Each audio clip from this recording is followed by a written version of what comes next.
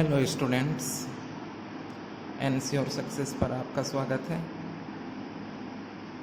Students, today I am going to explain you derivatives of standard functions. कुछ standard functions होते हैं हमारे पास, तो उनके फॉर्मूले एक तरीके से क्या होगा, कैसे उसका डिफ्रेंशिएशन करना है, इस टॉपिक के ऊपर बात करेंगे डिटेल में। चलिए देखते हैं। पहला फंक्शन है हमारे पास x raise to the power n, और ये मैंने आपको प्रीवियस वीडियो में बताया भी था कि d/dx रिप्रेजेंट करता है डेरिवेटिव को किसी भी फंक्शन के x के रेस्पेक्ट में। तो आपको याद रखना है, ये एक तरीके से फॉर्मूला है। d/dx of x raise to the power n होता है n x raise to the power n minus 1। ये आपको याद रखना है, यानी n x raise to the power n minus 1।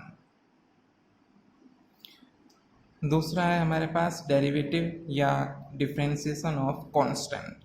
Constant हो सकता है आपका 1 2 3 4 5 में कुछ ऐसे दिया गया हो, या कभी कभी कांस्टेंट को शुरुआती ABC से भी रिप्रेजेंट करते हैं। तो आपको समझना है कि किसी भी कांस्टेंट का डेरिवेटिव जो होता है वो 0 होगा, ये आपको ध्यान रखना है। नंबर 3 पर आता है d/dx of sin x। sin x एक ट्रिग्नोमेट्रिक फंक्शन है। sin x का डेरिवेटिव होता है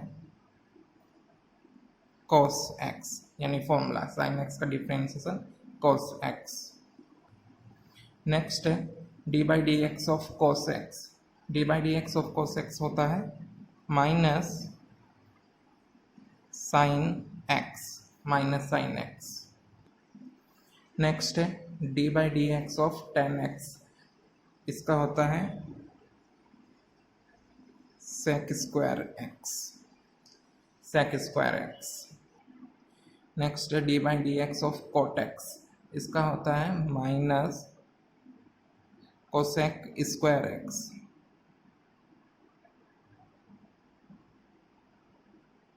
नेक्स्ट है d/dx of sec x। sec x का डेरिवेटिव होता है sec x tan x, sec x tan x। Next है d/dx of cosec x। cosec x का डेरिवेटिव होगा minus cosec x cot x, minus cosec x cot x। Next है d/dx of e raise to the power x। याद रखेंगे ये e raise to the power x है exponential function, ठीक। इसका derivative भी या इसका डिफ्रेंशिएशन भी e की पावर x ही होता है, यानी e की पावर x का डिफ्रेंशिएशन e की पावर x ही होता है। d/dx a raise to the power x, a की पावर x, इसका डिफ्रेंशिएशन होगा a की power x log a, where a greater than 0। a कोई कांस्टेंट है, a है कांस्टेंट, a की पावर x इक्वल होता है a की power x log a, where a greater than 0। d/dx log x। ध्यान रखने वाली बात यह है स्टूडेंट्स यहाँ पर कि log x अगर लिखा है तो यानी log होता है एक लोगैरिथमिक फंक्शन, और log x है अगर यहाँ पर कुछ नहीं लिखा हुआ है, यहाँ पर जहाँ पर मेरा पेन है, तो आपको समझ जाना है कि यहाँ पर बेस e है, यानी log x अगर सीधा लिखा हुआ है तो यानी बेस यहाँ पर e रहा होगा। तो log x का डेरिवेटिव होता है 1/x, where x greater than 0। log x का एट बेस e पर डेरिवेटिव होता है 1/x, where x greater than 0। d/dx log x, लेकिन at base a, log x at base a होता है 1/x log a, लेकिन एट बेस e। अगर यहाँ पर बेस में कुछ ना लिखा हो उसका मतलब e होता है, एट बेस e होगा, यानी इसका होगा derivative 1/x log a at base e, where a greater than 0 and a is not equal to 1। ये आपको याद रखना है कि यहाँ पर a ग्रेटर देन 0 होना चाहिए और a नॉट इक्वल 1। तो ये आपको मैंने कुछ डिफ्रेंसिएशन या स्टैंडर्ड फंक्शंस के डेरिवेटिव नोट कराए हैं, इन्हें समझा भी दिया है मैंने, इन्हें आपको लर्न करना है क्योंकि इन्हीं की हेल्प से आगे की डिफ्रेंशिएशन के एक्सरसाइज हम सोल्व करेंगे। स्टूडेंट्स, अब हमारे पास कुछ इम्पोर्टेंट रोल है, तो अब हम उन इम्पोर्टेंट रोल्स को थोड़ा डिस्कस कर लेते हैं, समझ लेते हैं उन्हें।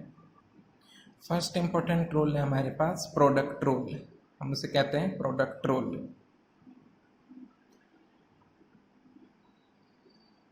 जब दो फंक्शन प्रोडक्ट की फॉर्म में होते हैं यानी मल्टीप्लाई की फॉर्म में होते हैं, जैसे यहाँ पर u है और v है, दो फंक्शन जब प्रोडक्ट की फॉर्म में होते हैं तो यूज़ किया जाता है प्रोडक्ट रूल का। और ये रूल है यानी u है हमारा फर्स्ट फंक्शन और v है सेकंड फंक्शन, तो ये होता है फर्स्ट फंक्शन डेरिवेटिव या differentiation of second function plus second function and differentiation of first function. This is known as product rule. When two functions are in the form of product, then we can apply product rule in such a way that first function derivative of second function plus second function and derivative of first function, and this rule is known as product rule. Second rule है हमारे पास quotient rule. इस rule को हम quotient rule कहते हैं, कई कई बार इसको डिवाइड रूल के नाम से भी जाना जाता है। इस रूल में दो फंक्शन डिवाइड की फॉर्म में होते हैं, यानी ऊपर वाला फंक्शन अगर हम फर्स्ट फंक्शन कहें u को और अपॉन वाले फंक्शन को हम कहें सेकंड फंक्शन v को, तो ये फंक्शन है डिवाइड की फॉर्म में u अपॉन v। तो यहाँ पर जो मेथड है वो है, यानी ये न्यूमरेटर कह लेता हूँ मैं इसको और इसको डिनोमिनेटर। तो इसका जो फॉर्मूला होगा, जो इसका मेथड है वो है denominator as it is differentiation of numerator minus numerator as it is differentiation of denominator upon denominator का होल स्क्वायर। तो ये कहलाता है कोसेंट रूल। एक बार दोबारा से देख लीजिए, u न्यूमरेटर है, first function u, second function v, इसे हम डिनोमिनेटर कहते हैं। तो फॉर्मूला जो है कोसेंट रूल का वो है denominator as it is derivative of या differentiation of numerator minus numerator as it is differentiation of denominator upon denominator का स्क्वायर, एंड दिस मेथड और this rule is known as quotient rule. तो हमारे पास दो rule हो गए, product rule जब दो फंक्शन मल्टीप्लाई या प्रोडक्ट की फॉर्म में हो, और जब दूसरा मेथड है, दूसरा रूल है कोसेंट रूल जब दो फंक्शन डिवाइड की फॉर्म में है। स्टूडेंट्स, इस वीडियो में मैंने आपको कुछ इंपॉर्टेंट फॉर्मूले डिस्कस किए हैं आपके साथ। Product rule, quotient rule questions में यूज होता है, इनका ये डिस्कस किया है आपके साथ। अगर आपको कोई डाउट है इसमें तो आप कमेंट सेक्शन में लिख सकते हैं, उसे डेफिनेटली क्लियर किया जाएगा आपके डाउट को। और चलिए मिलते हैं नेक्स्ट वीडियो में अगले क्वेश्चंस के सॉल्यूशंस के साथ, और एनश्योर सक्सेस के साथ जुड़िए। This channel will definitely enhance your performance. Okay, thank you.